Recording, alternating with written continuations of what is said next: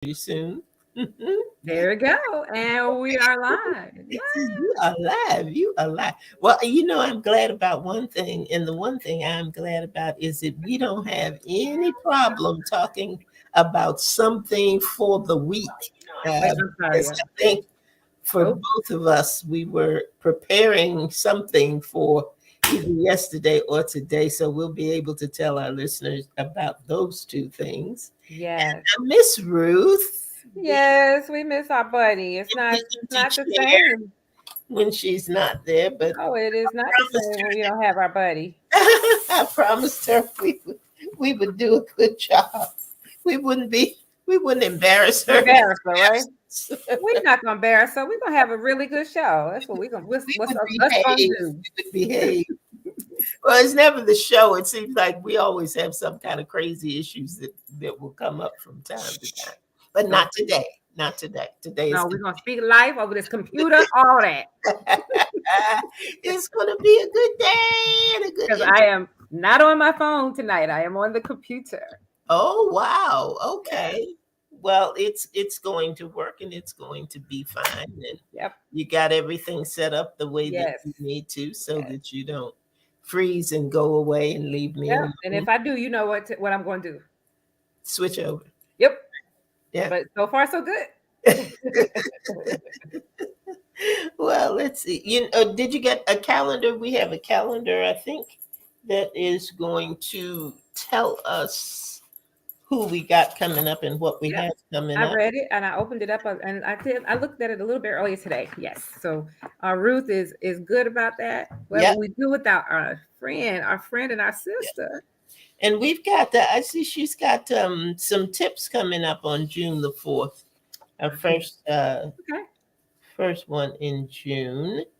And we have a Samantha Creech coming in May, and Kanisha Everett coming in May. So we Yeah. got a full calendar. I'm looking forward to our Mother's Day presentations or whatever we're going to do. I'm looking forward to that too. Yep. And that will be here very, very soon. Exactly. Tell you what, this time is going by real fast. I'm telling you. But I'm real excited about everything that is on the horizon. And I think we're ready to go. If Yes, I think so too. and gets us started, I think we can go ahead and start our program tonight. Yes. Mr. Chaffins, where are you?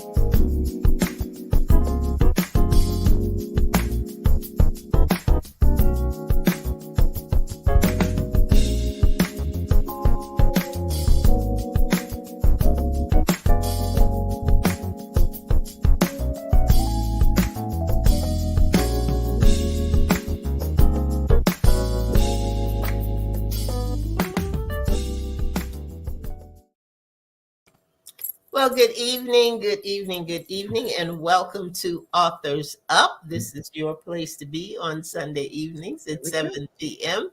We always have good guests and good information and great topics and things to share with you from the world of writing.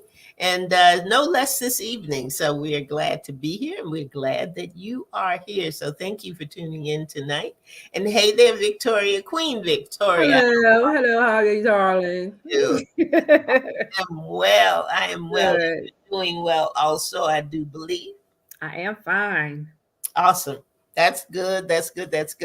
We're going to get started as we usually do with our week in review. All And I'm going to let you go first.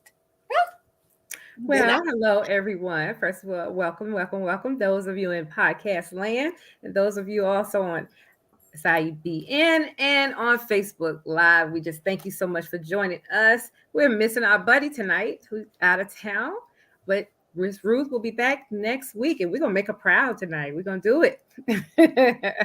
Yep. My week was uneventful in the week, and I ended up the weekend not feeling so great. But today was a wonderful day. I felt better when I got up this morning, and I was able to see my daughter perform this afternoon, and she was Nettie in The Color Purple at the Gallery Players.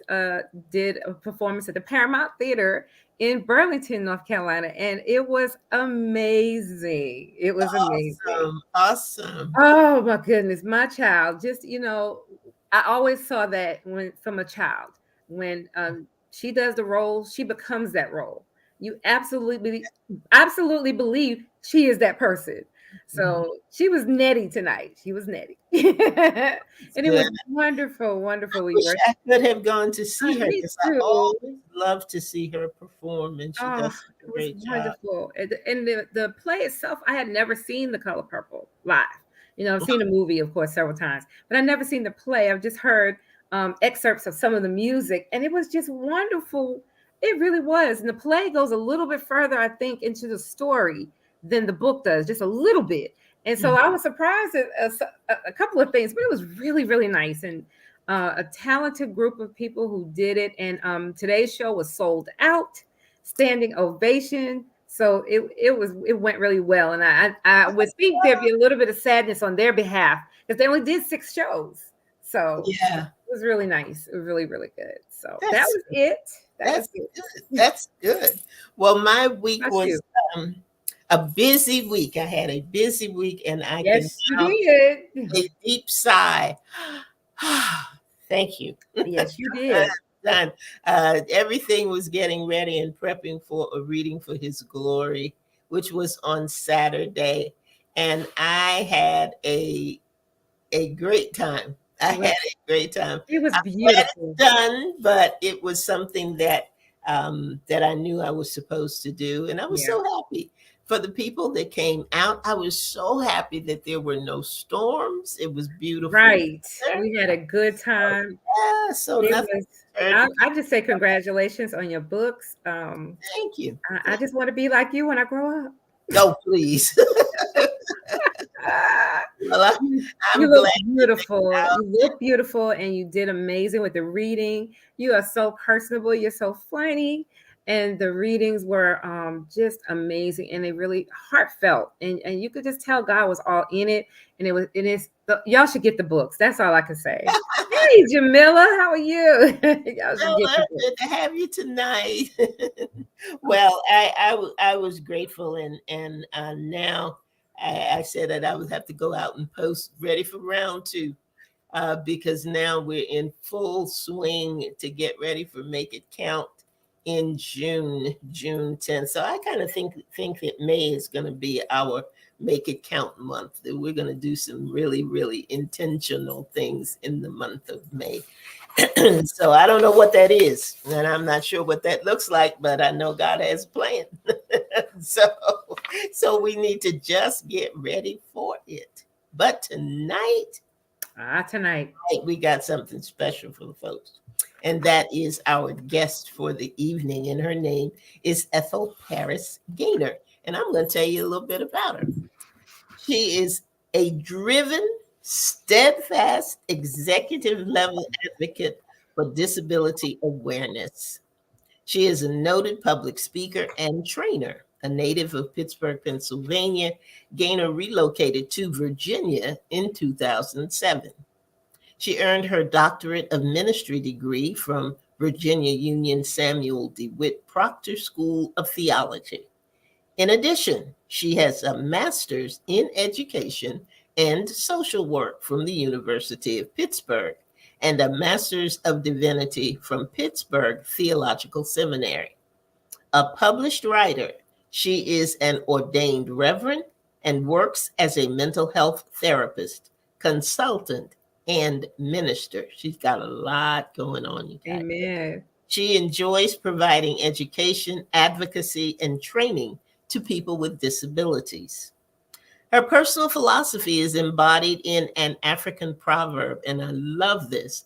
And it says, excellence can be obtained if you care more more than others think is wise, Mm. risk more than others think is safe, dream more than others think is Hmm. practical, and expect more than others think is possible. Isn't that Right. great? It is Love beautiful. that. This outlook is reflected in her work as assistant pastor at Spreading God's Word Outreach Ministry there in Richmond, Virginia. Yes. A believer in service and community participation, Dr. Gaynor is founder of Divine Destiny Disability Ministry. Is also a volunteer mentor for Henrico's Heroes, member of the State Advisory Board for Virginia's United Holy Church, appointed by the governor to the Virginia Board of People with Disabilities, serving on the executive committee and advocacy outreach and training committee, and has been elected as the chairperson for the board in 2019. She also served on the advisory committee member for the 25th Street Richmond Public Library.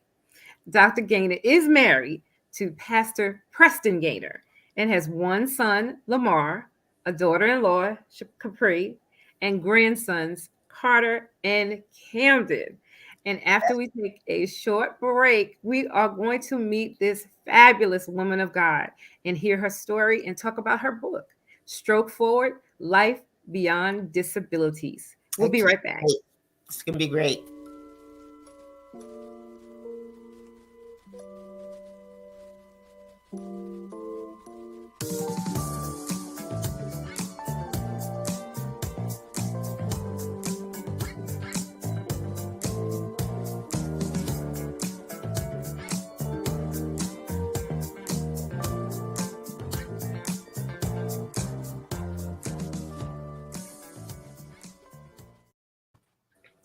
There she is. Welcome, Ethel. Glad to have you. Thank you so much. And thank Welcome, you for welcome. the beautiful introduction. It kind of took me back, just hearing what has been going on through this journey. Thank you. And nice to meet you both. Thank you so much. You're welcome. You're welcome. I know you were saying, who's that? Did I do all that? Was that me? That's how it is. But we welcome you to Authors Up, and you are truly an author that we would love to talk to and talk about. So we're just going to jump right in. Please tell the audience about your book. Just tell us about your book and how it came to be. Yes, thank you so much. Well, the book is about my journey as a stroke survivor. I had a stroke survived a stroke, let's say it that way, in April 2007, April 20th, 2007 to be exact. So it's been 16 years. April is, so dear to me because now it's like, I felt like I was given a second chance. Amen. And we moved to Richmond for me to start working in a job after finishing seminary. And, you don't think that you're under stress and you think that, life is fine and everything is going okay. I was here alone in the middle of the night, had stroke symptoms. And for a while, I didn't think I was going to make it. We weren't sure if we were going to stay here in Richmond or not. And so the book talks about that journey, being a stroke survivor and coming to the realization that, I felt that God had put so much in me. As you read my biography or resume, a little bit about my background, experience, and education, I felt that God had put so much into me for me not to continue to do the work that He had called me to do in ministry. Amen. And I wasn't sure which way I was going to go. I didn't know anything about disability and ministry intersecting or being together, and started doing research. And one night, feeling kind of depressed and in despair, and Wow. like my back was against the wall, I didn't know what we were going to do. I came across a program, and a woman was talking, and her name is Joni Eareckson Tada. And she is a quadriplegic. And yes. about her, she's an author. She does ministry work. She didn't stop. She didn't let her disability stop her. Right. And she does disability ministry. And I thought, oh my goodness, here is somebody doing what I feel like I need to do. and she was interviewing a young man by the name of Nick Vucek. And he is a man who was born with no arms and no legs. And he was talking about the awesome stuff that he was doing in ministry, taking wheelchairs and advocating for young people to be against bullying. And she's sending wheelchairs all over the world.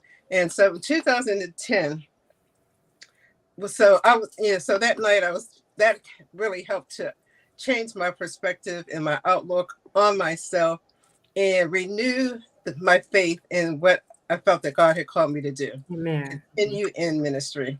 And so I applied to seminary, got accepted, and I needed to do a project. I needed to do have some direction into where I was going in the ministry.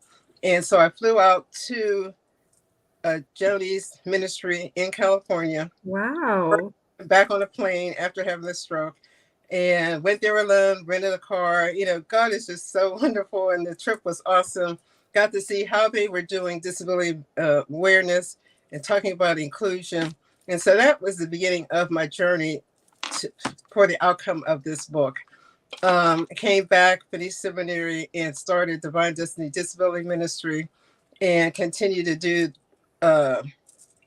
workshops in the community for people with disabilities and their caregivers, and also churches, to educate them on the need to be inclusive and to be accessible to people with disabilities. So that's a little bit about how the journey got started. How did the book come about? So when did you decide to write that? The book some of the book came from the research out of my dissertation, because I had to do a project. And so I interviewed a lot of people, a sample group of people who had disabilities, to find out why they were not going to church, or why they were not going to community activities, to find out what were their needs. And also interviewed churches and some community groups to find out what they felt they were doing to be inclusive, if they were accessible. Were people able to get into the building? Did they have accessible bathrooms?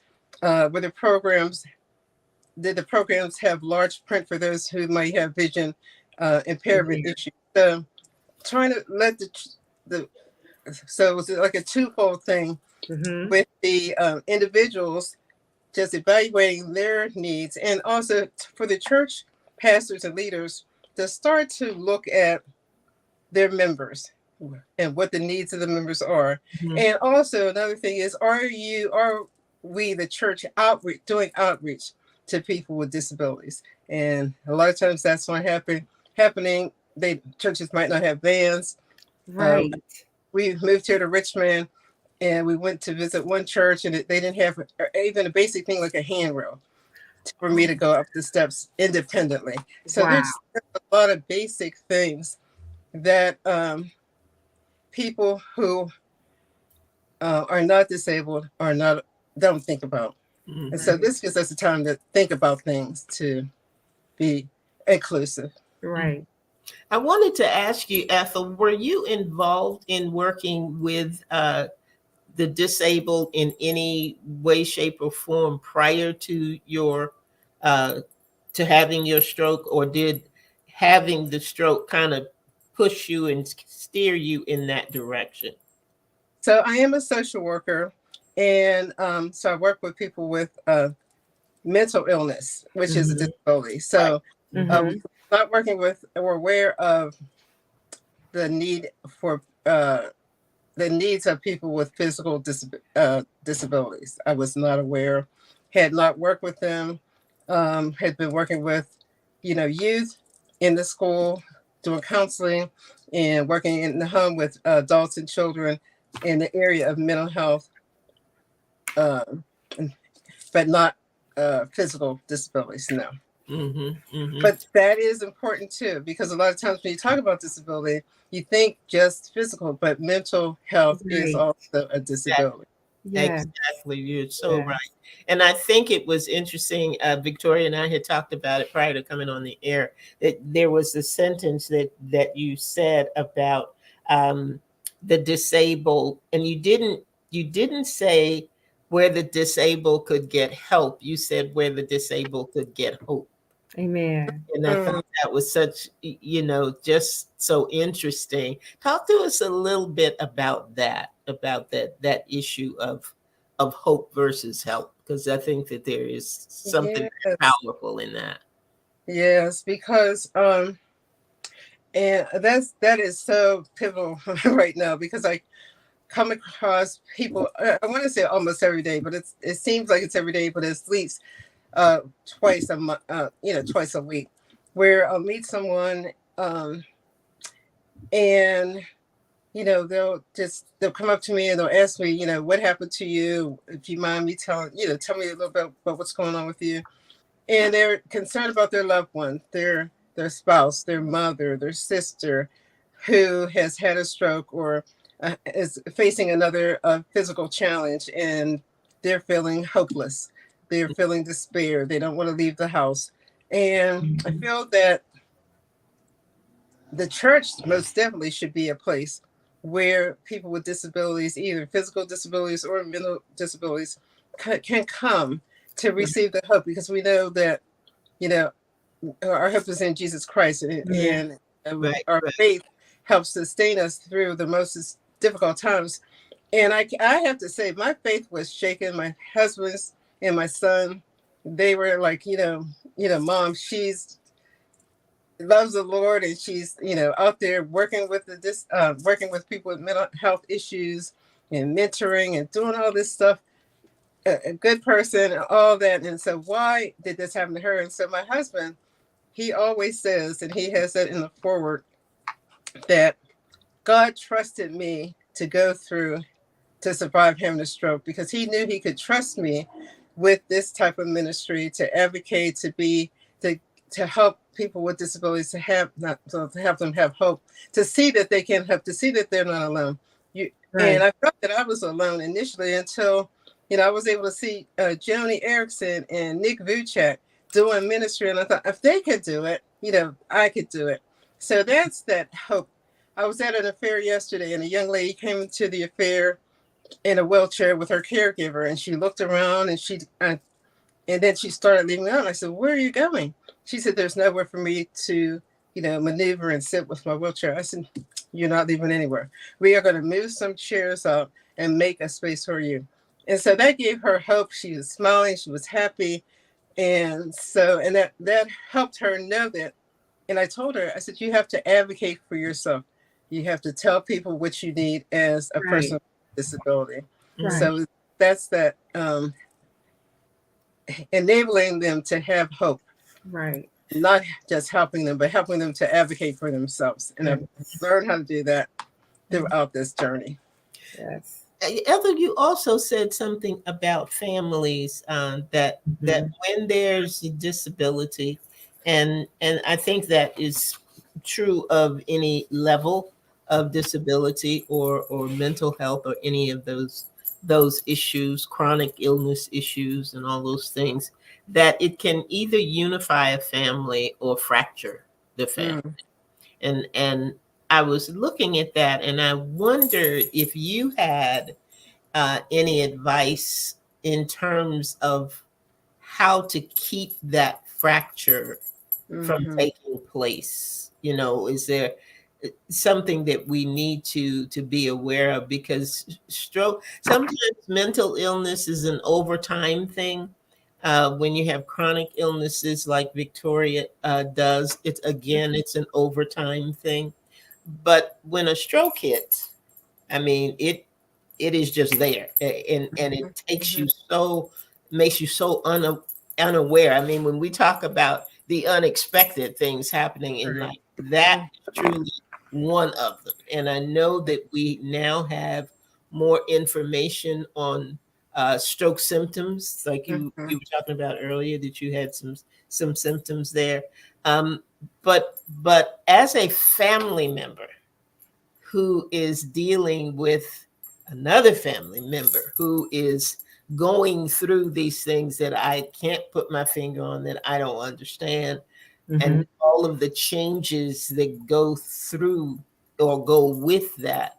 How do I extend what I need to so that I don't add to the hopelessness or add to the, fear and all those things. What can that other family member do to keep that from happening? That is such an awesome and important question, because I see that all the time as well. My husband, he didn't want, and we as caregivers, they tend to want to do everything for the person. And so at first he was kind of doing everything for me, but then he said to me, Ethel, you're gonna have to get in the car. You're gonna have to learn how to drive. And my stroke was not such that I was not able to see. Some people can't drive because their vision is impaired and what have you, but I was able to still, keep my license and be able to drive. Oh, good. Baby steps at a time.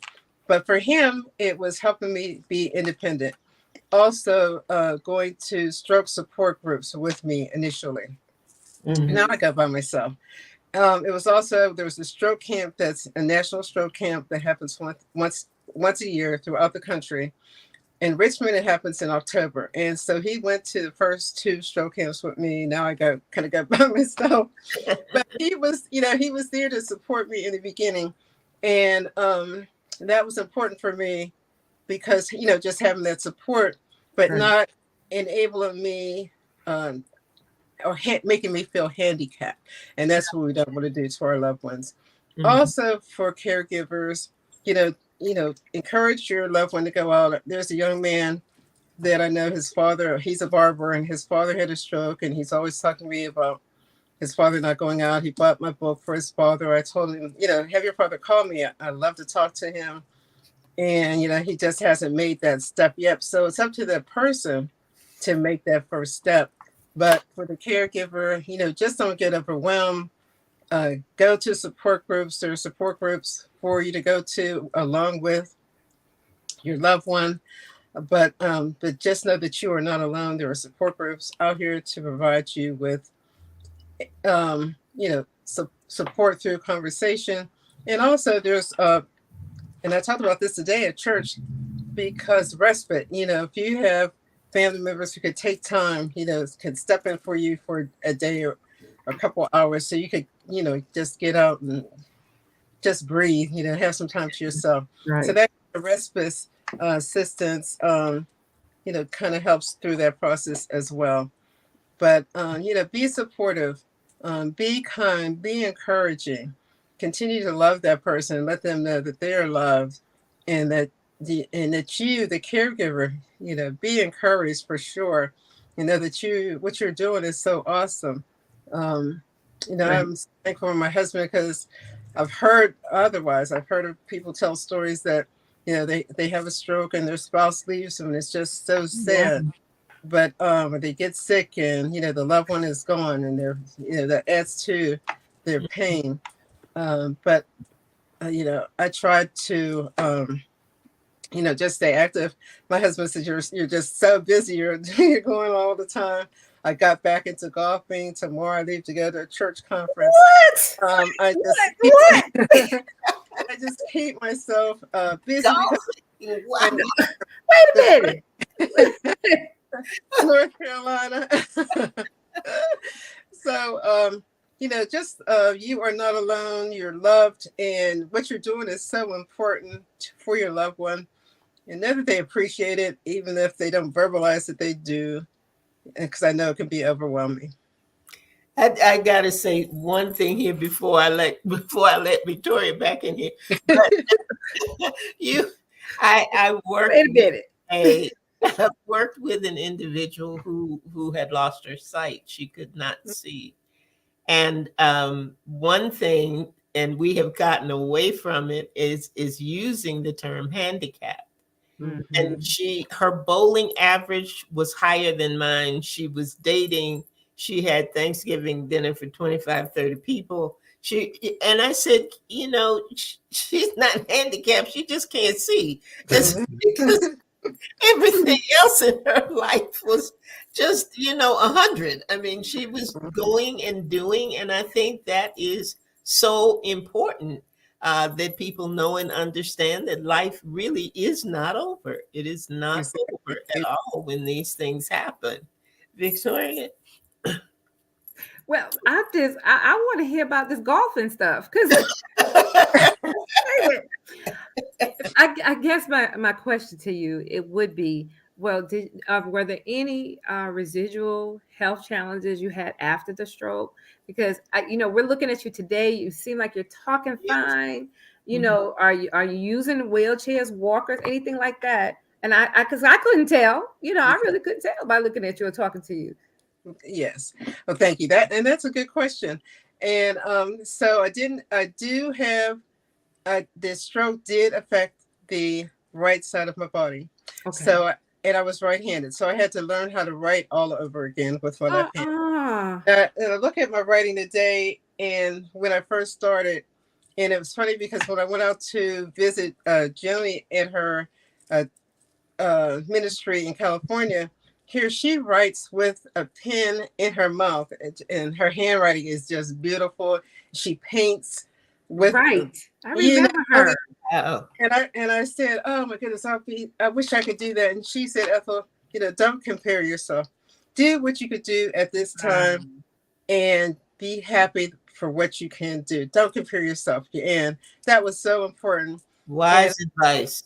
Practice writing, practice writing. So now I write with my left hand. I use the computer, and I had to use the computer because I had that job that I came to Richmond for, and I had that job as a outreach director doing here in Richmond. So I had to. They hired me. They didn't fire me after I had the stroke. I stayed on the job for a year. Wow. And so I had to learn how to use assistive technology to help me with typing and stuff like that. Okay.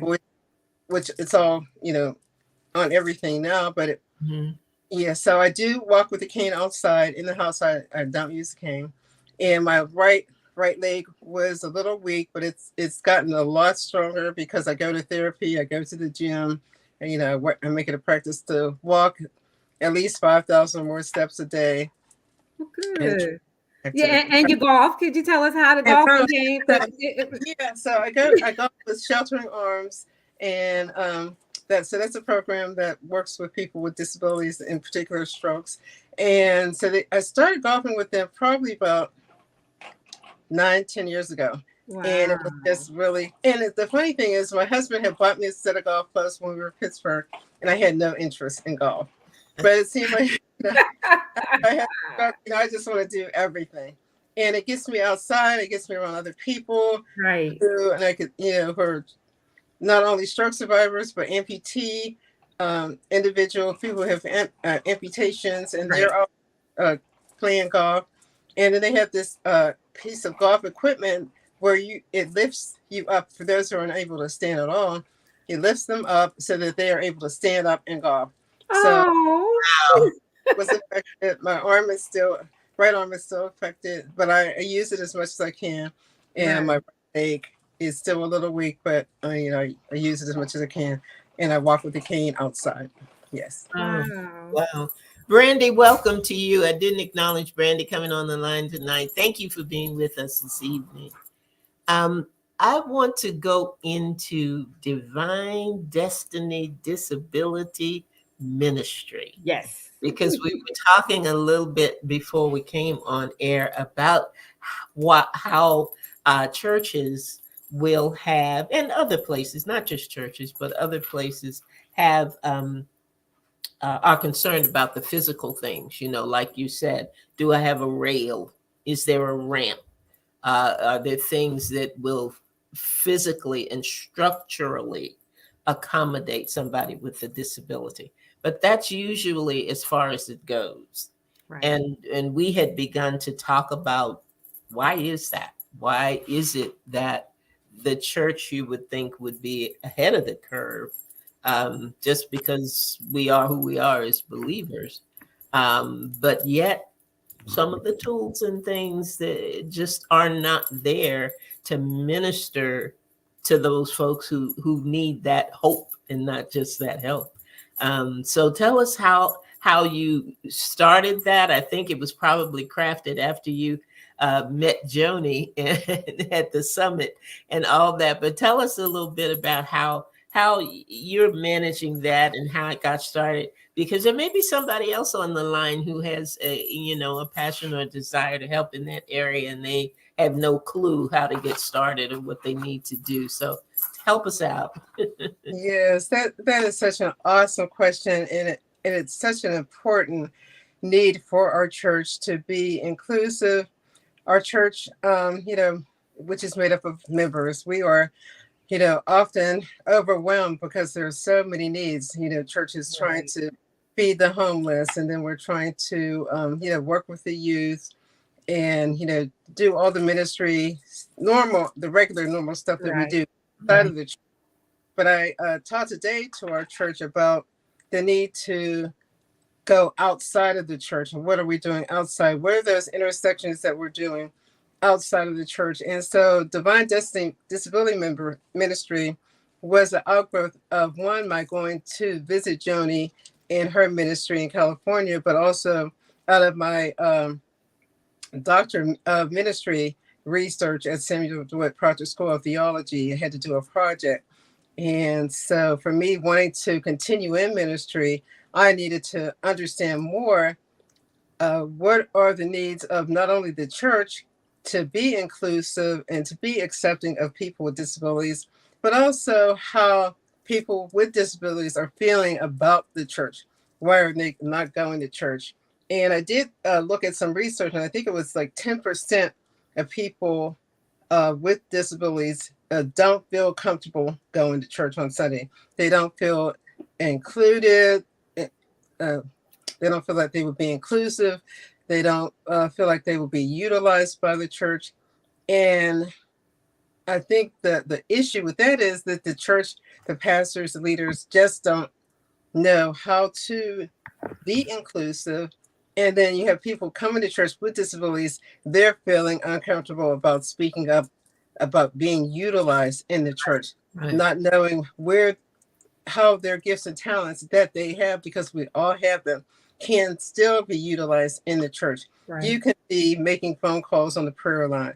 You could be, usher at the door. You could be play an instrument. Whatever you want to do, there is a need for your gift and talent in the church. So as a part of my the program, I had to do a workshop. So I did a disability awareness workshop and had speakers come in talking about different things, such as accessibility equipment, ramps, exercise, meals. Someone came in from Sheltering Arms, talked about their programs. So it was an inclusive program. I had a pastor come and talk about things that they're doing at their particular church. And so that's how it got started.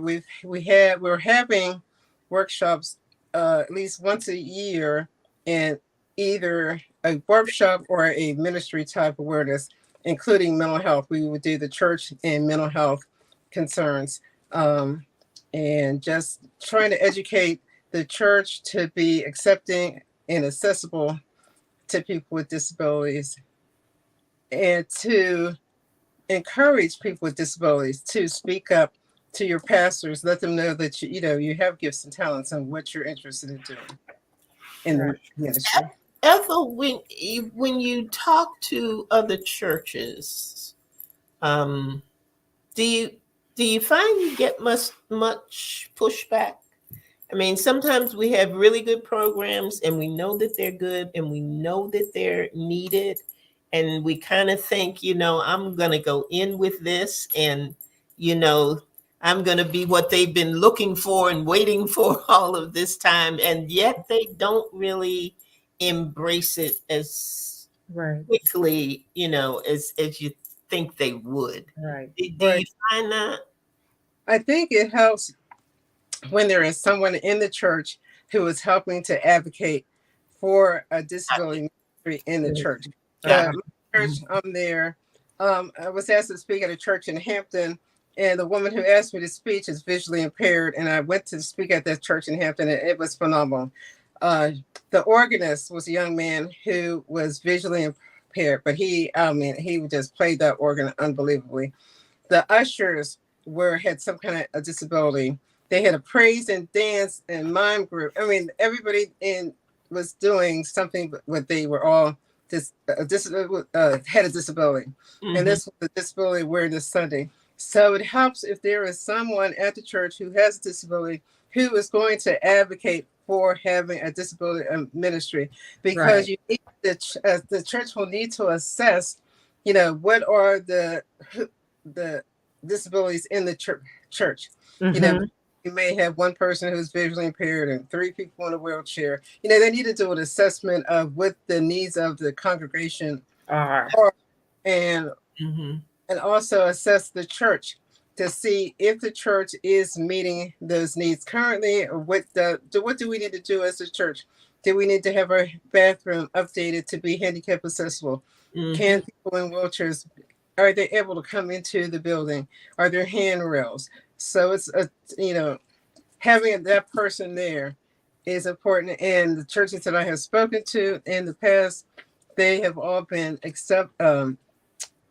in agreement for this particular need. As a matter of fact, the national conference that I'm going to this week, I spoke to the educational director because a couple of women had written a book, and I had just seen it last week, and I called her, and she said, well, there was a collaborative book that was written, and they're going to be doing the book signing. She said, but if I had known you were interested, I would have had you come and have your book at this signing, but please do come and bring your book. And she said, I did want to talk to you further because it seems like I've heard about you because I have written an article about disability awareness for our church publication, national publication. And she said, and there needs to be more discussion about this on the national church-wide level. And so that was like a major big for me. Yes. Absolutely. Yes, thank you. Absolutely. So I'm looking forward to that conversation on Tuesday morning. Pray for me. Good. Absolutely. Victoria always has something that she likes to say about this time. And sometimes these evenings go by so fast. They do. My tagline: get the book. There you go. Our viewers and our listeners, you got to get this book. This is a very important topic. Dr. Gaynor talks very candidly about her experience, and she lists statistics in this book that are mind-blowing, because I didn't know some of the things until I read it. And I was telling her also before the program, I have fibromyalgia, and what they call mine is an invisible disability, right? But there are some things that you touched on, and it was really it really touched my heart. It really did. So I enjoyed your book, and it is really it's a much needed conversation. And I wish you well with your book sales and in your speaking, that you're bringing awareness to a topic, and I know it's going to help a lot of people. Tell our listeners how they can get the book and how they can get in touch with you if they would like to. Okay. And so the name of my book is Stroke Forward, A Life Beyond. We got a copy, Look at it. Yep. So it is on Amazon. You can get the book on Amazon, and you can also get the book at empgaynor.com, the website. And my Facebook page is Stroke Forward, Life Beyond Disability. All right. And so you can connect with us on Facebook and connect with us on Facebook and the website, parisgaynor.com. All right. Thank you. Very good. Well, I tell you what, we appreciate you being here, Ethel. We appreciate you writing the book, because a lot of times we go through things and it doesn't even cross our mind to put it down. We have a lot of reasons for not doing it. I'm not an author. I can't edit it. I can't do this. I don't want to talk about what happened to me. Yes. Yeah. I don't want to do that, but I just applaud you for having, life beyond disability, and giving that hope, not just help, and putting us in a place where we now, if we didn't understand before, we now have a different foundation for the empathy that's needed and the compassion that's needed, as Mhm. well as some of the facts that are needed in order to make a difference where we are and in our community and with people that we may know. I remember a lady at church that uh, she was out of town and she had a stroke. She was at a conference Oh, wow. and she had a stroke. And she would never, people would ask her, so how have you been since your stroke? And she said, I had a stroke, but it wasn't my stroke. It's like just her mindset just would not. She said, I'm not taking hold of that. I had a stroke, but it wasn't mine. That's not mine. And it really did affect, the doctors had said that it affected her healing. It affected the way that she was able to embrace her life, afterwards. So thank you for doing what you have done to bring awareness to something that is so important. And are there any final words that you would give our listening audience in terms of um, how to maneuver when you've got this kind of life journey? Yes. Um, First, I would like to thank you, Author Up um, podcast, for having me on the show this evening. And some words of encouragement is that you're not alone. There are people out here who are going through something every day. And, like it was just being said, a lot of times we don't want to embrace it. We're ashamed of it. And believe you me, it took me a while to go back home to Pittsburgh again because I didn't want anybody to see me like this. Okay. And it took me a couple years before I went home. And, it's a healing process. Be patient with yourself and know that you're not alone and you are able to continue and have a life and have it more abundantly. Amen. Amen. Awesome. Those are good words. Those Yes. are good words. Well, Ethel, thank you again for being with us. Thank you, folks out there who've been listening to us tonight. You can get or hear a replay of this broadcast on Saturday at 7 p.m. I think that's our broadcast time, isn't it? Yes. Is that It it? is. Every Saturday at 7 p.m. So you will be able to hear this information again. So if you were not able to, if you know someone who is interested in working with the disabled community, if you know someone in ministry who has a passion for this and doesn't know where to get started, or a caregiver, whatever, be sure to have them listen on Saturday. Come back in and listen. The program will be there at 7 p.m. So, tune in, go back, get some more information, because this is something that is not going to disappear. It's not going No. to go away. And we Nope. need to be well informed and well armed so we can provide that hope. So that is it for us for tonight. Again, Ethel, thank you so much for being with us and for sharing your heart and sharing part of your life. We really appreciate it. Let me ask you one more thing before we let you go. Is there something else in the works that you have going on? Is it something with your Divine Destiny Disability ministry that you are pushing forward, or is there another book in the works, or Yes, there is another book in the works and Good. in the fall. And also the disability ministry. The shops had kind of stopped because of COVID, but I was asked today at church to start it back up. So we're going to probably look at starting to do another disability awareness workshop later in the fall as well. All So right. anybody's Great. interested in doing those workshops and need, just some practical assistance, feel free to contact me. Okay. All And if there's anything that you would like for us to announce here on Authors Up, we'll be happy to do that. Okay. To keep people informed with what's going on and what's happening in that world. Thank Okay. you. All righty. Well, that's it for us for tonight, everybody. Thank you for joining. Thank you for listening. Thank you for our YouTube followers and Yes. podcast followers and Every other kind of follower we got.